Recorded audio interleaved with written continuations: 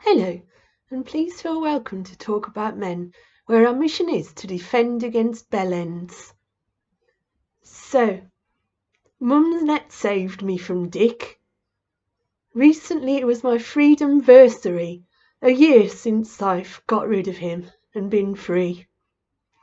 So I went on the Mumsnet relationships board, which I couldn't recommend strongly enough. I said, is it okay for a lover to ask repeatedly for sex acts he knows you don't want? And another thing he said was that I should get therapy to learn to like this thing I didn't like. And also that this had started when I had my bipolar hypomania.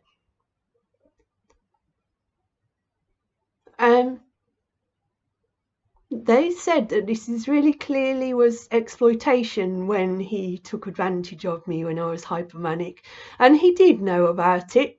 He is a psychotherapist with a PhD in a related subject. He has books on psychiatric diagnoses on his bookcase, and also popular media has had programs about bipolar and the effects. I've had other boyfriends who, when I was hypomanic, wouldn't do some stuff because they knew just from their general knowledge that meant someone's consent wasn't entire and couldn't be relied upon, and it's best to be sure. So after that with the Mumsnet, I told him that he had exploited me at this time.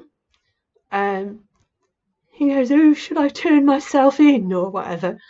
And he goes, I feel like I've lost you to Mumsnet, which he used to call man-hating net. So yeah, I said, well, that was then and this is now or whatever. And he said he didn't want me bringing it up again and it to come up again. Well, the next time we met up, as soon as I got in the car, he was like, will you go to the cinema for £40? And I had wanted to just chat to him as a friend, just have a nice chat, at least before we got into anything for a while. We had discussed me going to the cinema for £40 and that it might be a bit of a kink, but that was just, it just was so blatant that was all he was after. Like, as soon as I got in the car, he was pressuring me for this thing, which I had told him in the past I wasn't into. So then I think we went back to mine and attempted to have sex. And as we were lying there, he was like, oh, I really want to X your Y. If only you liked Z. Maybe you could have therapy so you could have Z, like Z. So obviously it was really uncomfortable because this was in the time around we were having sex. So it was really like, oh, I'm here next to this person and they're nagging me for a thing that they know I don't want. And it's really uncomfortable, and not nagging me, but making it clear that is what they want. It's really manipulative. It felt manipulative. It is manipulative to me. That was the effect of making me feel pressurized. So yeah, because I didn't give him these things he wanted, then he didn't do what I wanted in bed, which was very basic things, but he deliberately didn't do it because I hadn't done what he wanted. He claimed afterwards, oh, it's nothing you've done, it's just because I was in a bad mood, it's nothing to do with that I had not done what I didn't want to do because I'm weird like that, consent's important, and it's not even a joke. Well, it is in a way, what a bell end. But yeah, so it carried on with the Mumsnet thread, and it was really clear that he had been manipulative with all these things that he was doing, and constantly asking is manipulative when someone said no, said they didn't want nothing, time and again. So as the thread went on, I said to him, well, this is manipulative that you're doing this. Stop asking again and again. It's not okay. He carried on. He said again, there's nothing wrong with asking for what I want. But then he changed. That was obviously his argument. That was what he really thought or was trying to say was okay. But then he went on to, well, with my illness, sometimes my memory isn't good, and you should tell them that. It was like, so no, this is my excuse for being manipulative and repeatedly asking you for a thing you've said you don't consent to, you don't want. And it was really clearly bollocks. I mean, like, he would be like this one day, like, say, to give him the benefit of the doubt, one day he would like be a bit forgetful through his illness, which he wasn't really much. I mean, he was able to work on both days that he didn't have his dialysis and days that he did. So yeah, he wasn't particularly affected significantly that it would impair him in a job that would require him to have quite a strong memory and cognitive skills. But anyway, yes, so if it was on days when he didn't have his treatment as well as when he did, then that was really obviously bollocks, as he was nagging me on both occasions. And then he claimed that I hadn't been clear that I didn't want these things, like that I would say, oh, not this time, not today, or something like that. Which is probably true, but the Mumsnet said, when I said that, well, men can understand a soft no as well, especially as your therapist, for fuck's sake. So yeah, it had me apologising for not consenting hard enough when I had numerous times. Then we went back to his, and he sits opposite me, and he's like really confrontational and awkward to me, and he was like, ooh, how about A? Will we still do that? How about B? How about C? How about D? And what if someone was watching us? Would you want to stop them? He gave out this long list and screed of various activities and was trying to push me and see whether I would be prepared to do all these things, and nag and nag and nag and nag and nag.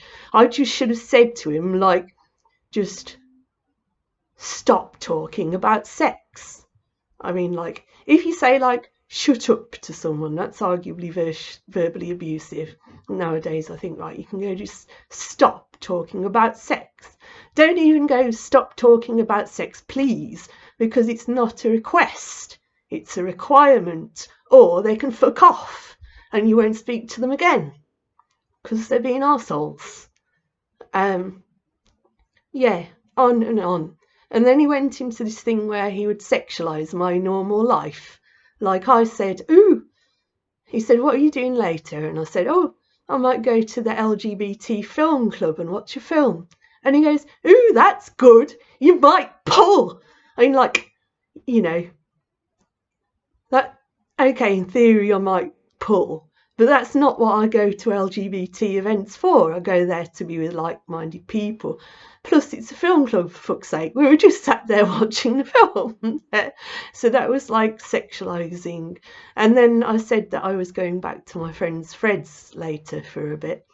And he goes, ooh, do you ever want to shag Fred? Would you give him a blowjob?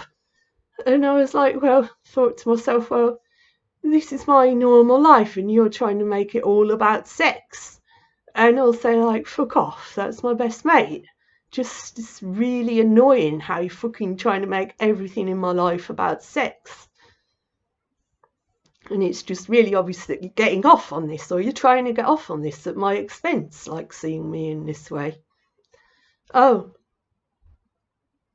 I don't know if I remember this in the last video, but part of, like, the thing was, like, he said, oh, and you're bisexual, as if this, like, made, like, meant anything.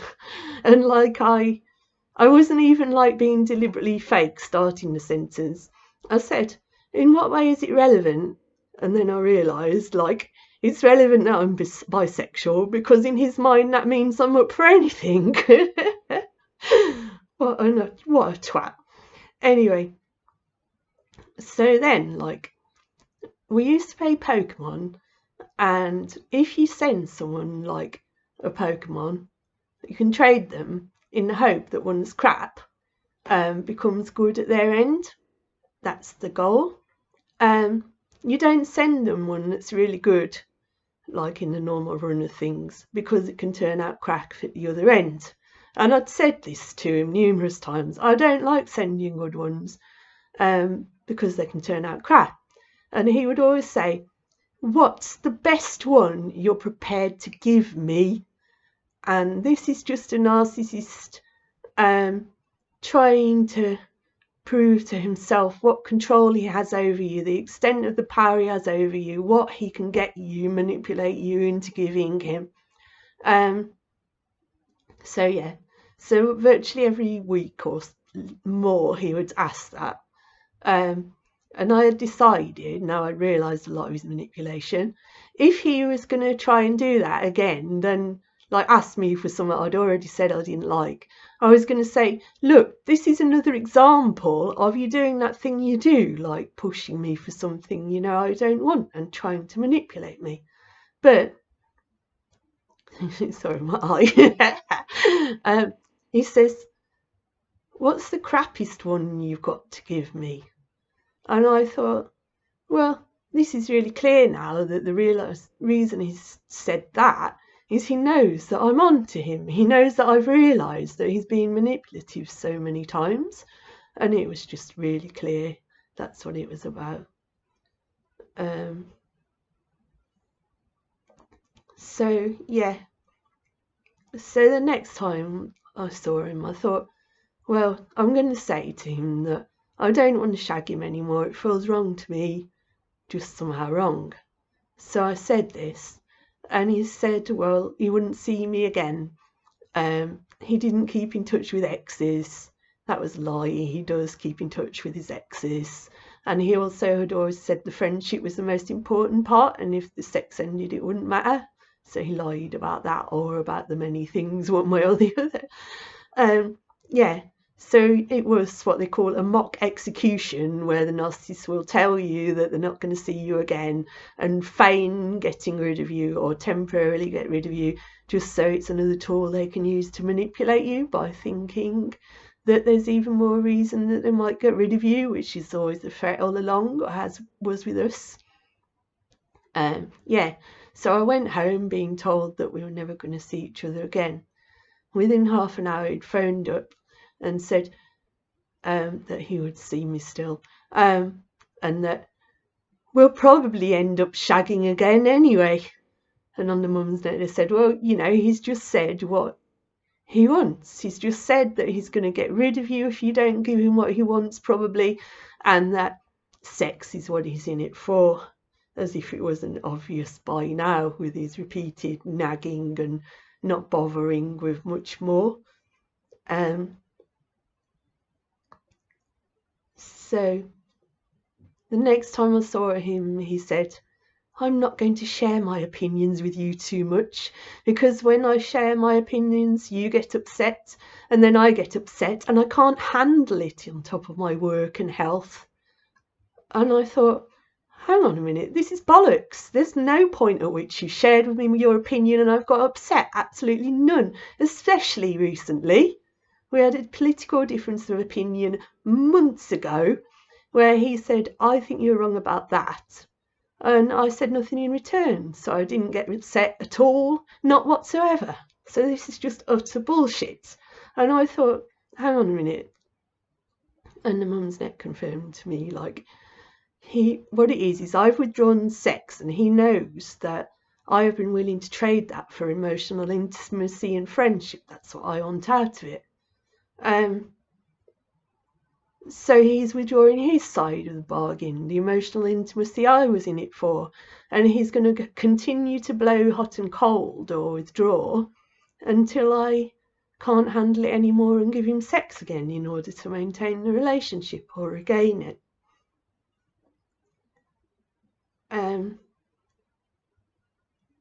So yeah, and then the last thing was there was a woman who knew both him and Fred that we saw, and I said, oh, you know Fred, he's my best friend. And it goes, ooh, I thought I was your best friend. And so of course I had to say, oh, of course you are. But he knew Fred is my best friend. He's said it himself numerous times. So what he was trying to do was like a test to see whether I would have to say what he wanted to hear, and by implication how much he could push me to do what he wanted me to do, and so on. So yeah, I don't know what to say really. It just became blatantly obvious to me through the course of this thread. As it progressed and I acted on it, then he just made it clear time and time and time and time again till it was blatantly obvious what he was about. Oh, that was the other thing. After one weekend when I was I'd seen him on the Friday and saw him again on the Monday, and he said he'd had a bad weekend, and it was even worse because Rachel wasn't around, and this is what is called triangulation, or a variation on it, because he was saying that he wasn't bothering to call me.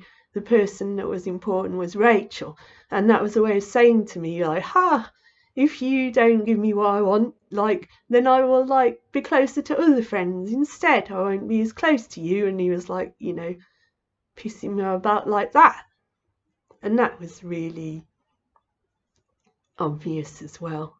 But so yeah, that was how Mumsnet saved me and helped me leave Dick, and I would highly recommend Mumsnet Relationships Board. You'll find no better place basically for helping you leave or sort out abusive relationships or realise you're in one. Thank you for listening to me talk about men. Please like, share and subscribe and comment. If you have a story to tell, you can email the link in the description.